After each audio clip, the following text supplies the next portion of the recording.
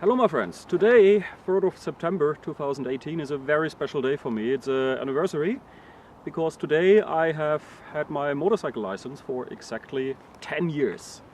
My aim was to get it before actually my 40th birthday, and I managed to get it in good time before that actually. But now it's 10 years. So I had a great 10 years in that meantime. Lots of adventures, and this investment was a really good one. Believe me, it was really very expensive doing this here in Sweden with all the cost for a driving license, but now I had it for 10 years and want to give you a quick look back. I'm just wondering where all these bugs here coming from. Strange.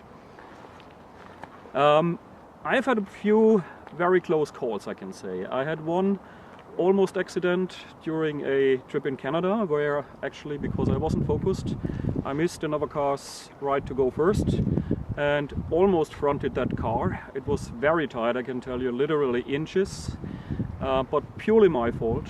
I had another event in Norway, and if Elving is watching this, he might still remember it. Also my own fault where I missed a right turn.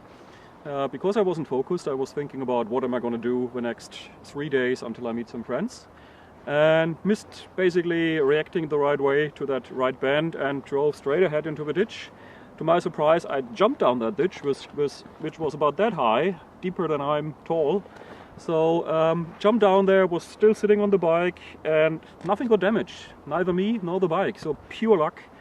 But again, this was my own fault, totally my own fault. I had also a few close calls, like just yesterday, where actually a farmer with a tractor pulled out in front of me out of the side road. He couldn't see me because there were some bushes. I couldn't see him until the front of the tractor came out. I took away a bit of gas, but he just pulled out without even looking. And then he realized there's a motorcycle coming and pulled to the left and let me pass. But I was quite pissed because that guy could have easily caused a really big accident if I had just been a few seconds earlier at that spot. In that case, it wasn't a danger. But you always have these events where you really need to have some redundancy in your own driving, because other people might not react the way you want that. So many people are riding all of their life and never had an accident, but it comes really up to you. You can control actually how high the risk is you take in motorcycling. My strategy is that I'm basically not a fast driver. I don't like really necessarily speed.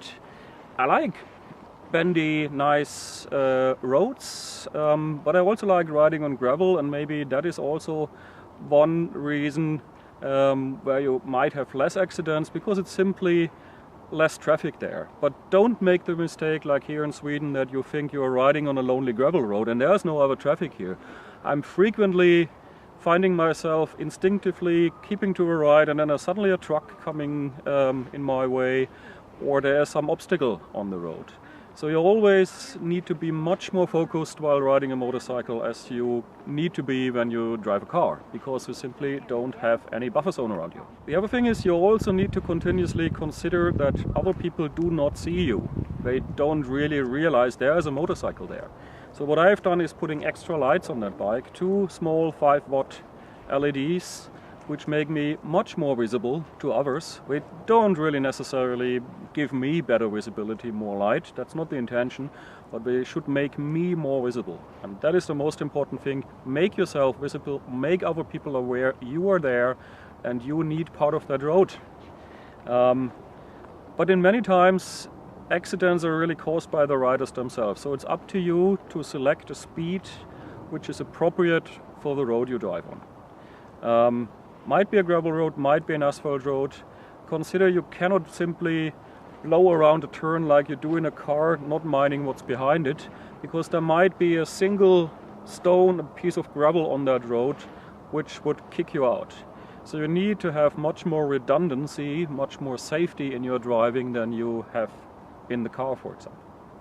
But I made it so far, no really bad accidents. I never hurt myself except with a slightly bruised ankle once when I dropped the bike. Oh yeah, and by the way, dropping the bike, I mean, I am 1.71 m. I have to admit, I dropped all my bikes quite a few times, perfectly normal. can't be avoided. But with the right technique, it's not a problem either lifting it up again. And normally, if you have a drop from standstill, the damage is neglectable. A few scratches here and there, but no really bad deal about that. So, coming back to how is the Africa Twin performing for the last 2 years? Let's take a look at that. Well, I have had basically all the warranty issues that are reported in the internet, starting with the spokes on both wheels, where the surface coating actually corroded. But honestly, look at the bike right now, that's how it looks like after one weekend. Last weekend, just came home yesterday, I was riding 500 kilometers, Saturday and Sunday, and approximately half of that was on gravel roads, on dirt roads. So if I clean the bike today, it will look the same after the next weekend again. So I give a shit actually how clean the bike is.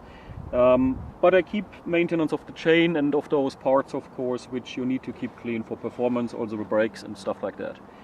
But okay, Honda replaced actually the spokes on warranty. I need to check them, clean them thoroughly and see how it looks like right now. If they corrode again, I think I'll give a shit about that. But the problem is if I want to resell the bike later, maybe in a year or two, of course it's nicer if they are bright and shiny. But the warranty has expired now, so I don't think I have another chance for getting another set of new spokes now. Then there is a problem with the set switch, which also is documented in the internet very well. That switch here, which you need to change some settings on the computer here, and which basically zeros the mileage counter, sticked always when it got wet and cold. So in spring and fall it didn't come out, so then you can't really get hold of it with gloves on. You need to peel it off and use your fingers and fingernails to pull it out again. So that whole left unit here was also replaced on warranty. Then when I was down in Germany in May, so furthest away from at home, one of my tent neighbors realized it's wet around here. What's happening here? And first I thought this is brake fluid coming out, but everything was dry here, so we quickly realized that the seal here in the left fork leg was leaking. That was at only, I think, 26,000 kilometers this spring. Quite sad story that they don't last longer, but I did not really clean them always. On the other hand, I've never cleaned on any other bike which I use in the dirt those seals frequently, so they are not the best quality Honda is using here. Again, the bike had that was replaced on warranty, but the bike had just gone out 3 weeks before out of warranty, but Honda was so kind actually to agree on warranty, and I got a nice workshop, Hella Hoyn in Stockholm, which I can really recommend for those who are based around here. They replaced it on warranty, but only the left leg. Unfortunately, we did something wrong there because the adjustment up there for the I think it's the rebound dampening was somehow messed up, so we needed to redo that, but they have fixed that also free of charge for me. Quite nice actually if you get an SMS from your workshop and they tell you your bike is ready. The amount on the invoice will be 0 Swedish crowns. That's the way it needs to be. Then there has only been one occasion actually where the bike almost left me stranded, and that was in Romania this summer. It's been raining for over 1 week, basically every afternoon. I had thunderstorms with really huge amount of water coming down. And one day I stopped at a gas station, wanted to start again. So I pressed the start button, the bike fired up, but the engine stopped right away again. And you see still that this switch is a little bit not perfectly working, it's a bit sticky.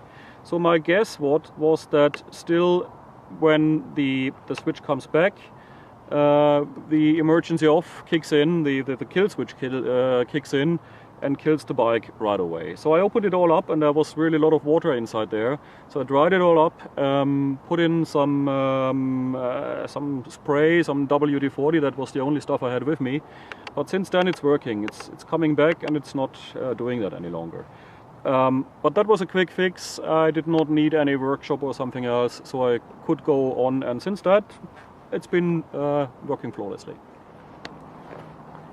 So here I am, 10 years with the motorcycle driving license. Great 10 years where I had lots of adventures, met great people and made a few new friends, traveled a lot, had lots of fun, and fortunately not any really serious accidents. And I hope this will be for the next 20, 30 years if I'm optimistic. Driving a motorcycle with almost 80, well, why not if you're fit? But let's see how things are going. The Africa Twin I'd really like to keep for a bit longer. At the other hand, there is the Yamaha T700, the new Tenere, coming next year. Hopefully introduced now in November at EICMA in Milano. That bike looks very interesting to me also. But my trusty Africa Twin, should I really sell it? I don't know. We love each other. See you.